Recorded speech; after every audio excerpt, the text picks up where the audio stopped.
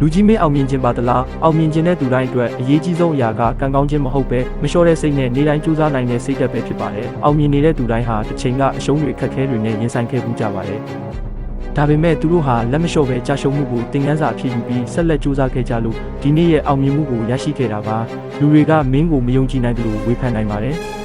ဒါပေမဲ့အဲ့ဒီစကားတွေကြောင့်ရက်မနေပါနဲ့မင်းရဲ့ရလက်ကသူတို့ရဲ့စကားတွေထပ်ပိုပြီးအတိတ်ပဲရှိပါတယ်အောင်မြင်မှုဆိုတာတရက်ထဲနဲ့မရနိုင်ပါဘူးနေတိုင်းနည်းနည်းစီတိုးတက်လာတာတွေကပဲအနာဂတ်မှာအောင်မြင်မှုကြီးတစ်ခုဖြစ်လာစေပါတယ်အိမ်မက်ရှိုံနဲ့မလုံလောက်ပါဘူးအဲ့ဒီအိမ်မက်ကိုအကောင့်ထဲပေါ်ဖို့လက်တွေ့လှုပ်ဆောင်ဖို့လိုပါတယ်ဒီနေ့လုံနိုင်တာကိုမနှက်ဖြန်ထိမရွှေ့ပါနဲ့အောင်မြင်မှုကစောင့်မနေပါဘူးမင်းကသာစတင်လှုပ်ရှားရမှာဖြစ်ပါတယ်ဒီနေ့ရဲ့စူးစမ်းမှုကမနှက်ဖြန်ရဲ့အောင်မြင်မှုကိုဖန်တီးပေးမှတေချာပါတယ်